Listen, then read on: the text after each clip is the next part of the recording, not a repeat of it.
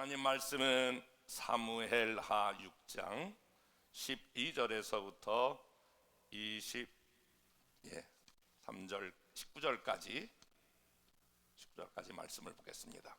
어떤 사람이 다윗 왕에게 아뢰어 이르되 여호와께서 하나님의 궤로 말미암아 오벳 에돔의 집과 그의 모든 소유에 복을 주셨다 한지라. 다윗이 가서 하나님께 궤를 기쁨으로 메고 오벳 에돔의 집에서 다윗성으로 올라갈새 여호와의 궤를 맨 사람들이 6걸음을 가매 다윗의 소와 살찐 송아지로 제사를 드리고 다윗이 여호와 앞에서 힘을 다하여 춤을 추는데 그때에 다윗이 배 에봇을 입었더라. 다윗과 온 이스라엘 족속이 즐거이 환호하며 나팔을 불며 여호와의 궤를 메어 오니라. 여호와의 궤가 다윗성으로 들어올 때에 사울의 딸 미갈이 창으로 내다보다가 다윗 왕이 여호와 앞에서 뛰놀며 춤추는 것을 보고 심중에 그를 업신여기니라. 여호와의 궤를 메고 들어가서 다윗이 그것을 위하여 친 장막 가운데에 그 준비한 자리에 그것을 두매 다윗이 번제와 화목제를 여호와 앞에 드리니라. 아멘. 한 해 동안 하나님께서 저와 여러분의 삶, 특별히 하루하루의 삶을 오늘까지 인도하여 오늘 이 자리에 예배드리게 될 때에 이 예배가 하나님께 영광이 되고 여러분에게는 놀라운 또 다른 하나님의 축복의 시간이 되기를 주님의 이름으로 축복합니다. 사람이 나이가 먹어감에 따라 저도 마찬가지예요. 나이가 먹어감에 따라 좋은 거 하나 있어요. 저 개인적으로 보면 나이가 먹어가면서 좋은 것 하나가 살아가면서 우리 인생에게 있어서 두 가지가 늘 찾아오거든요. 하나는 너무 잘했어요. 그리고 박수 받는 일이 있고, 아니 왜 그것밖에 못해? 그러면서 지적받는 그러한 시간들이 있는데, 나이가 먹으면서 놀랍게도 그런 것들에 그렇게 민감하지 아니하고 둔감해져요. 옛날에는 칭찬을 받으면 막 너무너무 좋아서 흥분해서 잠을 잘 자지 못했고, 비난과 그리고 단점에 대해서 지적받을 때는 너무너무 마음이 슬퍼서 잠을 잘 이룰 일이 없었어요. 그런데 시간이 지나감에 따라 또 나이가 먹어감에 따라 그 모든 감정들이 둔해진다라고 하는 거, 그렇게 막 칭찬한다고 해서 막 기분이 막 엄청나게 업되거나 비난을 하거나 누가 저의 단점을 집요하게 지적한다고 해서 그런 것 때문에 기분이 상하거나 그런 일은 거의 없어요. 분명히 둔감해진 하나의 모습을 보여주고 있죠. 그런데 또 다른 관점에 있어서는 이 둔감해지는 것에 대해서 아주 치명적인 약점 하나가 있다라고 하는 것을 발견하게 돼요. 30대, 40대, 50대 이때 목회할 때에는 그냥 기도하면 하나님이 무엇을 기뻐하는지, 무엇을 싫어하는지, 어떤 문제를 딱 상담을 하면 그 문제 하나님이 기뻐하는 게 뭔지, 하나님이 기뻐하지 않는 게 뭔지, 하나님의 뜻이 무엇인지 이런 것을 알고 깨닫거나 말씀을 준비할 때에 말씀에서 오늘 이야기하고자 하는 그 인스피레이션, 영감을 얻는 일, 그런 것은 정말 너무 빨리 왔을 때가 있어요. 그런데 둔감하다 보니까 이제는 영적 분별력이나 이제는 뭔가 조금 더 하나님이 기뻐하는 일, 그리고 말씀을 통해서 가장 중요한 하나님의 영감을 찾아내는 일, 이런 일마저 둔감해지는데 오늘 나이가 먹는 그런 치명적인 아픔이 있게 됩니다. 사랑하는 여러분, 제가 근자에 읽었던 책 중에 하나가 우리를 행복하게 하는 것들, 이런 부제가 있는데요, 여러분, 여러분들을 행복하는 게 무엇이라고 생각이 되어져요?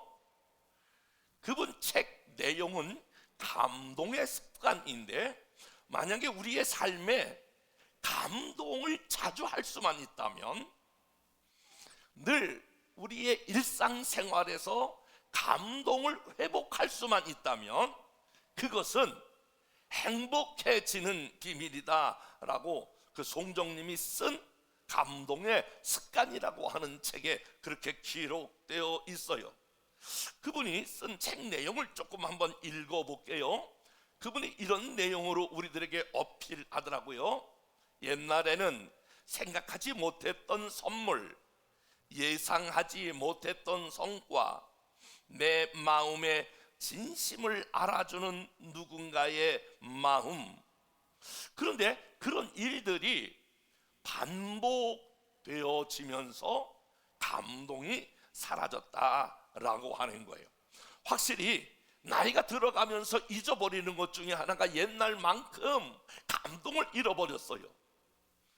우리 특별히 젊은 세대 중에서 우리 자매들을 보면, 특별히 여고생 때, 그리고 젊은 청년 때에 쟤들은 뭐가 좋아서 저렇게 웃는지 몰라. 날아가는 새가 새똥만 떨어지는 걸 봐도 저렇게 깔깔거리고 좋아하네 라고 하는 이야기를 들었던 적이 있거든요. 옛날에는 작은 것에도 감동을 느끼며 살았다라고 하는 거예요.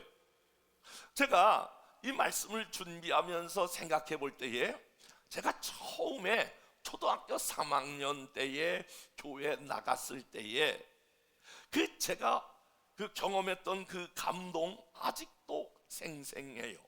50년이 훨씬 넘었는데, 제가 이렇게 갔을 때에 그 선생님 한 분이 저를 맞이해 주면서, 야, 성진이 왔냐, 성진이 이쁘다, 그리고 머리를 쓰다듬어 주었던 그때 그 따스한 감정, 그때 그 선생님의 자상한 그 마음의 감정, 지금도 생생히 기억하고 있는데, 그 작은 것 하나, 선생님이 머리 쓰다듬어주고, 너 어디서 왔니? 저 샘말에서 왔어요. 너 이름이 뭐니? 저 성진이에요. 그래, 잘 왔다. 머리 쓰다듬어줬을 때 그 따뜻하게 느꼈던 감동. 제가 25살 때부터 사역을 시작했는데 설교했어요. 평신도로서 신학을 하기 전에 학생부를 맡아서 이렇게 설교했는데, 설교 때 되면 누가 꼭 설교 강단에다가 주시 후레쉬 껌을 하나 이렇게 놓는 거예요.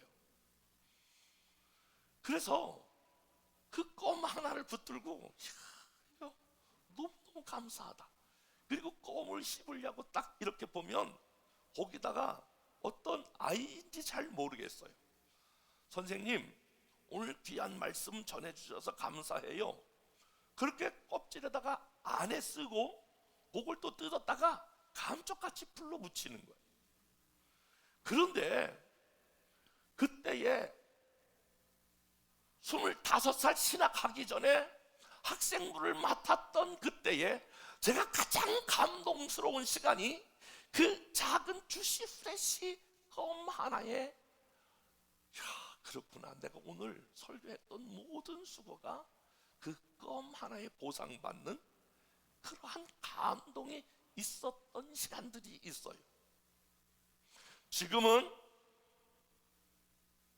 너무 많이 무뎌져서 정말 의식적으로 작은 거 하나 받아도 감사하고 감동하려는 걸 막 일부러 끌어내도 잘 되지 않는, 어쩌면 무뎌진 감동을 보게 되는 거거든요.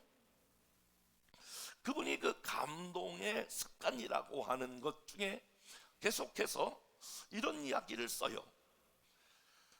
나는 밤새도록 신작 만화를 붙들고 책상에 앉았을 때에 기차 시간을 보며 여행의 계획을 세우던 그 20살의 여름, 무심히 울려다본 비행기가 낮게 지나가던 순간, 생각지도 않았던 친구에게 전화가 걸려오던 봄날 오후, 비 내리던 날 할 일 없이 따스한 방에 앉아 도란거리며 친구들과 수다 떨던 날, 증오하던 누군가를 용서했을 때에 눈물로 지새우던 어느 새벽에 스치는 바람, 여러분 너무 공감되는 거 아닙니까?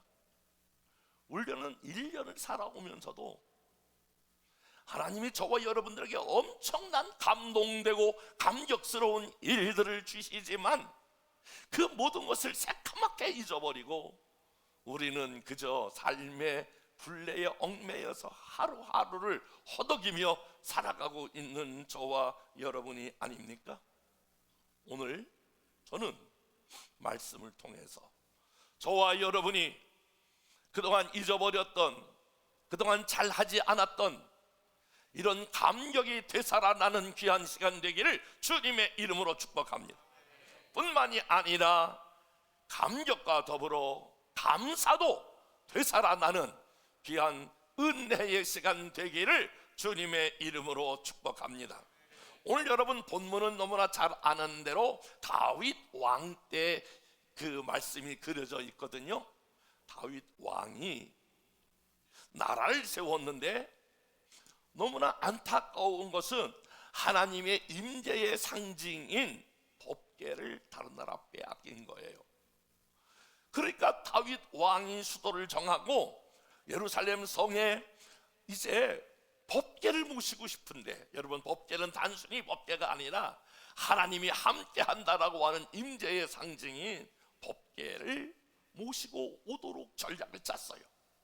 그리고 모든 에너지를 투입하여 왔는데 처음에 오다가 그만 법궤를 모시고 오는 일에 실패해요. 법궤가 흔들려도 절대로 잡지 말아라 라고 하는 것이 하나님의 명령인데 손으로 법궤를 잡았다가 법궤를 모시고 왔던 대표적인 최고 책임자 우사가 그 자리에서 즉사해요.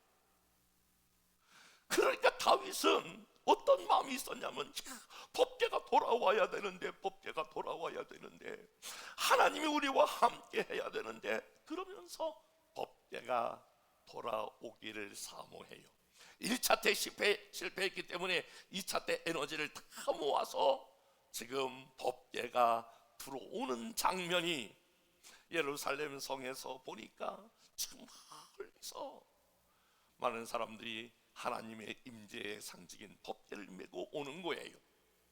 그 사실을 보면서 오늘 다윗이 이렇게 표현하고 있어요. 오늘 읽었던 사무엘하 6장 14절 다 같이 한번 읽어보겠습니다. 시작.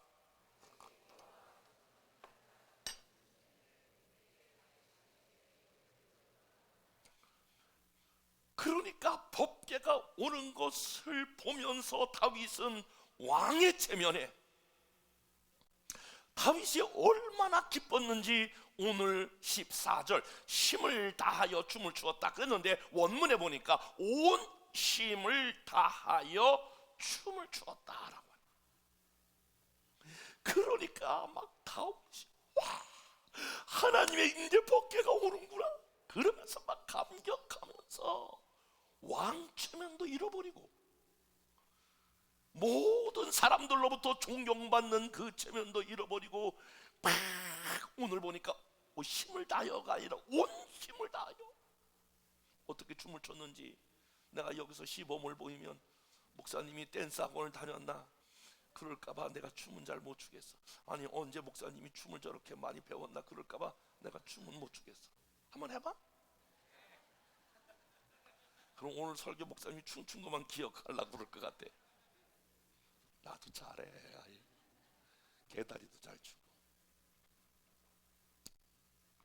다윗이 정말 모든 것, 와, 법궤가 오는구나, 법궤가 오는구나. 그런데 여기 바지가 내려가는 것도 모르고 옷이 벗겨지는지도 모르고 춤을 추고 있는 다윗에게 있어서 오늘 감동하고 있는, 감격하고 있는 모습을 오늘 성경은 그려지고 있습니다. 우리가 행복하게 살려면, 저와 여러분들이 행복해지려면 우리가 회복해야 되는 것이 있는데 뭐 엄청난 것이 아니에요. 집을 30평 사다가 45평 사고, 그리고 차를 뭐 가장 좋은 차를 사고, 그리고 뭐 진주 반지 막 이런 걸 껴서 여러분이 행복하는 게 아니라 작은 것일지라도 저와 여러분들이 감동과 감격을 회복하는 시간 되기를 주님의 이름으로 축복합니다. 사무엘하 6장 15절 다시 한번 그 말씀 밑에 말씀을 볼까요? 시작. 다윗과 온 이스라엘 족속이 즐거이 환호하며 나팔을 불고 여호와의 궤를 메어 오니라. 그런데 다윗뿐만이 아니라 온 이스라엘 백성들이 오늘 어떻게 즐거이 환호하며 막 나팔을 불며 빰빠라빰빠빰 온 백성이 일어나 오늘 감동의 도가니, 감격의 도가니. 우리가 옛날 월드컵 4강에 올라갔을 때의 전 국면이, 이런 표현 좋지 않지만 한번 해볼게요. 미쳐 날뛸 때가 있었어요. 막 빵빵거리고 막 난리를 치면서 그 그라운드에서 어딜 가나 막 전부 붉은 옷을 입고 무슨 마귀 떼같이 그냥 막 춤을 추면서 즐거워했던 그것을 한번 연상해 보세요. 여러분, 솔직하게 말해서 4강 진출한 거하고 여러분하고 무슨 상관이 있는데, 아니 여러분이 응원하는 어떤 팀이 이긴 거하고 여러분들하고 무슨 상관인데, 거기서 뭐 배당금 얼마씩 주시는데, 그런데도 막 난리를 치는데, 여러분 죄 가운데 빠졌던 저와 여러분들을 하나님이 구원하시고 1년 동안 저와 여러분이 하루하루를 생각해 보세요. 작년 이맘때 추수감사절 저보다 마스크 쓰고 몇 년 동안 꼼짝 못하고, 여러분 사실은요 이 설교는 얼굴을 보면서 그분의 이렇게 표정을 보면서 그러면서 커뮤니케이션 하면서 설교하는 거거든요. 그런데 마스크를 딱 가린 데다가 대부분의 많은 사람이 마스크를 올려. 그 눈만 빼꼼히 있는데 저분이 설교를 듣는 건지 비웃는 건지 웃는 건지 웃음과 비웃음을 잘 구분할 수가 없어. 오늘 보니까 마스크 쓴 사람이 거의 없네. 하나님이 나를 구원하시고 1년 동안 지켜주시고 보호하시고 함께하시고 시마다 때마다 하나님이 우리와 동행한 거, 여러분 이거 기뻐할 일 아니에요? 여러분 정말 이거 우리가 감격해야 될 일 아니에요? 감동할 일 아니에요? 어려움 중에서도 난 이런 분 아직 못 봤어. 목사님 너무 어려워가지고 박 굶어서 어느 셀에 누가 돌아가셨대요. 그런 분이 없어. 목사님 너무 많이 먹어가지고 비만해서 병원에 갔어요. 이런 분들은 들어봤어도 지금 여러분 가까운 여기 우리가 북한만 가도 한 끼 먹기 바쁜 그런 삶을 살고 있잖아요.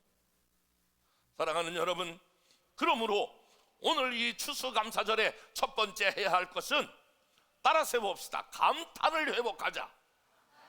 감격을 회복하자. 감동을 회복하자. 이게 감동도 습관이거든요. 감격도 습관이거든요. 감탄도 습관이거든요. 제가 여러 교회 부흥회를 해보면 이런 사람들이 아무리 웃기는 얘기라도 절대 웃지 않기로 다 이미 결정을 하고 들어오는 사람이 있어요. 너무너무 썰렁해. 내가 막 이야기했다가 썰렁해가지고 썰렁 모드를 더 이상 갈 수가 없다 그래가지고 이제 별의별 행동을 해도, 그런데 어딜 가면 막 이야기만 하면 막 까르르 깔깔거리고 막 소박 박수를 치고 막 더 이상 설교를 할 수가 없어. 좀 가만히 있어봐요. 나도 좀 설교를 하게. 좀 내게도 시간을 주세요. 이렇게 할 정도로 참 감탄과 감사와 감격이 일어나는 분이 있어요. 사랑하는 여러분, 여러분의 혹시 신앙의 첫사랑을 기억하고 있나요? 그때 여러분은 어떻게 행동하셨나요? 뭐 엄청난 거 아니에요. 하나님이 날 사랑하시고 그 아들을 이 땅에 보내셔서 내 죄를 위하여 십자가에 죽게 하시고 내가 그분을 믿어 하나님의 자녀가 되었던 사실에 하나님, 나 같은 죄인, 나를 살리신 하나님의 은혜, 그래서 여러분 감격의 눈물을 흘리신 거, 그 믿음의 첫사랑이 아닙니까? 오늘 다윗은 그렇게 막 감격하는데 반대로 오늘 16절 그 아내 미갈의 반응이 이렇게 나와요. 오늘 다윗의 아내 미갈인데 16절 말씀 다 같이 한번 읽어보겠습니다. 시작. 여호와의 궤가 다윗 성으로 들어올 때에 사울의 딸 미갈이 창으로 내다보다가 다윗 왕이 여호와 앞에서 뛰놀며 춤추는 것을 보고 심중에 그를 업신여기더라. 여러분, 다 지금 모든 무리들이 엄청나게 법궤가 오는 것을 인하여 그야말로 감사와 감격의 축제가 예루살렘 성 안에서 전체가 일어났는데 거기에 합류하지 못한 한 사람이 있었어요. 누구라고요? 미갈. 미갈은 지금 창에서 내다보다가 그렇게 기록하고 있어요.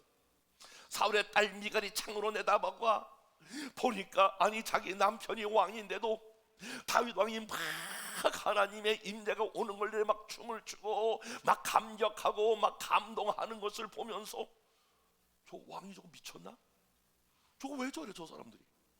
이러면서 심중에 그를 업신여기더라. 야, 체면이 자기 체면도 생각하지 않네. 아니 법궤가 오면 온 거지 뭐 저렇게 지금 바지가 내려가는지도 모르고 자기 체면도 차릴 수 없는 그를 향하여 오늘 업신여겼더라 라고 하는 거예요. 여러분, 많은 사람들이 기뻐하는데 왜 그는 격리된 사람이 되었을까요? 그는 창에 따로 격리되어 있던 한 사람입니다. 다윗은 막 웃고 있는데 오늘 그의 아내 미갈은 비웃음으로 비웃고 있는 모습을 보게 됩니다. 사랑하는 여러분, 미갈은 오늘 성경에 다윗의 아내 미갈 이렇게 말하지 않냐고 특수한 단어를 쓰게 되는데 오늘 누구의 딸 미갈이라고 말했어요? 사울의 딸 미갈. 아니 결혼했는데, 그러니까 다윗의 아내 미갈 이렇게 되는데 사울의 딸이라고 하는 말은 공주를 의미하죠. 왕궁에서 그가 지나면서 왕궁의 법도를 배웠겠죠. 왕궁에 있으면서 그는 어릴 때부터 자기가 무엇을 어떻게 행동해야 되는지, 체면치레를 어떻게 해야 되는지 배웠겠죠. 그러니까 가지고 있는 선입견이, 오늘 내가 가지고 있는 선입견이 오늘 감사와 감동을 잃어버리는 요인이 되었다라고 하는 거예요. 사랑하는 여러분, 오늘도 모여서 셀별로 이렇게 나눔을 할 텐데 저를 좀 보세요. 저를 봐봐. 그냥 가만히 있지 말고 조금 웃기는 소리 해도 막 이렇게 황명수 권사님처럼 그렇게 여러분이 리액션 해주셔야 돼요. 막 감탄을 하셔야 돼요. 제가 어저께 전화를 한 분에게 했는데 그분이 병원에 있는 분이에요. 병원에 들어갈 때 목사님, 한 달 전부터 그분이 우울해지더라고요. 그래서 권사님 왜 이렇게 우울해요? 권사님 왜 우울해요? 그럼 벌써 울어. 눈물이 글썽글썽. 목사님, 병원에 갔는데 의사가 발가락 2개를 잘라야 된다고 그래요. 그래서 내가 아니 뭐 자르지도 아직 않았는데 뭐 미리 그렇게 겁을 먹고 그래요. 울지 마세요. 다 뭐가 잘 될 거예요. 일주일 전에도 목사님 발가락 잘라야 될 것 같아요. 잘라야 될 것 같아요. 어저께 병원에 들어가기 전에, 수술하기 전에도 했고 어제도 전화했어요. 그랬더니 목사님 감사해요. 아니 병원에서 안 자르고 수술이 맞춰졌어요. 근데 그 목소리나 막 그런 게 얼마나 막 감탄과 감격이. 아니 병원에 들어가서도 수술을 했는데도 저렇게 감탄과 감격 저거다. 죽지 않고 살은 거 감사해요. 아멘 해봐요. 건강하여 하나님 앞에 나오는 거 감사한 거요. 같이 나눌 수 있는 동료들이 있는 거 감사한 거요. 그래서 막 저와 여러분들이 회복해야 될 게 옆에 있는 사람을 인하여 감사하고, 일할 수 있음에 감사하고, 사랑할 수 있음에 감사하고, 막 감탄이 막 여러분 셀에서 막 폭발적으로 나와야 돼요. 할렐루야. 저는 지금 부흥회 하다가 오늘 여기 오고 또 끝나자마자 다시 가야 되거든요. 건축 중에 있는 교회인데 이 강당에서, 학교를 빌려 강당에서 예배를 드려요. 그러니까 분위기도 막 썰렁한데다가 여기는 전부 다 안 웃는 모드로 들어가가지고, 그럼 막 2배 3배가 힘들어요. 막 별 생쇼를 해가면서 했는데 어젯밤부터 제 마음이 문이 열렸어요. 열리니까 얼마나 웃으니까 기분이 좋은지 몰라요. 한번 옆에 사람과 인사하겠습니다. 당신이 감탄하는 모습을 보며 기뻐합니다. 시작.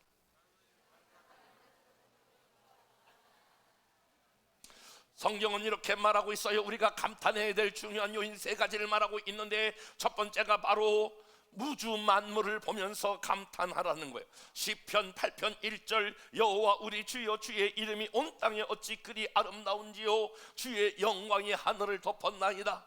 먹고 살기에 바빠가지고 아무것도 감탄하지 못하는 인생이 아니라, 어머나 그렇게 풍성했던 여름의 모든 그러한 나뭇잎들이 낙엽이 지고, 지금은 겨울을 견뎌내게 낙엽을 하나씩 둘씩 떨어뜨리면서 앙상한 가지만 있으면서 생존의 본능을 갖고 있는 그 모습을 바라보면서, 여러분, 저 나무도 저렇게 살기 위하여 잎을 떨어뜨리면서 이 추운 겨울을 나기 위하여 저렇게 하는 모습을 보면서 얼마나 환경과 어려움을 견뎌내는 그 모습을 보면서, 여러분, 우리가 뭐 해야 돼요? 그걸 통해서 배우면서 온 우주 만물을 바라보면서 감사해야 될 줄로 믿습니다. 더욱 감사할 것은 우리 자신을 바라보면서 감탄해야 되는 것. 시편 8편 3절부터 4절 말씀, 다 같이 말씀을 읽어보겠습니다. 시작. 주의 손가락으로 만드신 주의 하늘과 주께서 베풀어 주신 달과 별들을 내가 보오니, 사람이 무엇이기에 주께서 그를 생각하시며 인자가 무엇이기에 주께서 그를 돌보시라이까. 저는 사실 어릴 때부터 제가 가지고 있는 무서운 병 하나가 있었는데, 그건 열등감이라고 하는 질병이에요. 정말 여러 가지 삶으로 다른 사람과 비교해 봤을 때 가장 많이 제 안에 눌렸던 그 열등감. 그럼에도 불구하고 이제 그리스도 안에서 하나님이 저와 저의 삶을 바꿔주신 후에 오늘 말씀, 그럼에도 불구하고 사람이 무엇이기에 저를 생각하시며 인자가 무엇이기에 저를 돌보시나이까. 사랑하는 여러분, 하나님이 여러분 한 사람 한 사람을 바라보면서 하나님이 내가 무엇이기에 나를 사랑하시며 하나님이 내가 무엇이기에 나를 여기까지 인도하시나이까. 시편 139편 14절에 내가 주께 감사함은 나를 지으심이 신묘막직합니다. 여러분, 한번 손을 죄송하지만 가슴에 얹어볼래요? 그리고 여러분 이렇게 한번 인사해 보실래요? 여러분에게 이렇게 인사하는 거예요. 남자분들은 아들이라고 말하고 여러분 딸이라고 말해요. 사랑하는 아들아, 사랑하는 딸아, 나는 내가 대견스럽다. 나는 내가 자랑스럽다. 1년 동안 잘 견뎌왔다. 1년 동안 승리하여 왔다. 여러분, 우리가 우리 자신을 바라보면서 감사해야 될 줄로 믿습니다. 하나님께서 이 1년 동안 저와 여러분들 어려움도 이겨내고 승리할 수 있도록, 뿐만이 아니라 여러분 다른 이웃을 향하여서도 감탄해야 합니다. 아니, 오늘 미가를 통해서 남편이 그렇게 막 감사하는데 그 감사에 같이 좀 동참할 수는 없을까요? 왕이 저렇게 기뻐하는데, 온 백성이 기뻐하는데 왜 미갈만큼은 그걸 반대 입장으로 보느냐 말이에요. 여러분, 우리 중에 한 사람이 기뻐할 일이 있으면 우리가 영적인 한 가족이기 때문에 그것을 바라보면서 오늘 같이 감사하고 같이 감격하는 저와 여러분 될 수 있기를 주님의 이름으로 축복합니다. 그러므로 오늘 여러분 셀별로 나눌 때에 이걸 먼저 하셔야 합니다. 1년 동안 하나님이 내게 베푸신 은혜가 무엇인가?